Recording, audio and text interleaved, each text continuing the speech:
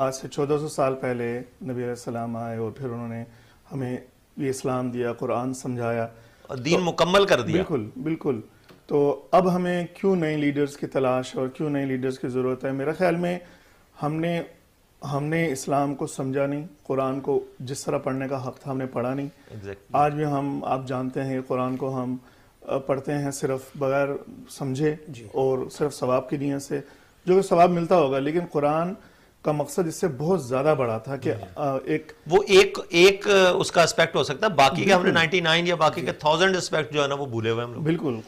قرآن کو سمجھ کے پڑھنے سے پورا معاشرہ تبدیل ہو سکتا ہے، پرسن سے لے کر پورا معاشرہ پورا عالم تبدیل ہو سکتا ہے. لیکن وہی بات ہے کہ ہم نے اس کو پیچھے چھوڑا ہوا ہے، صرف ثواب کی نیت سے پڑھ کے اوپر رکھ دیتے ہیں اور کبھی قرآن خوانی میں ان جگہوں پہ پڑھتے ہیں.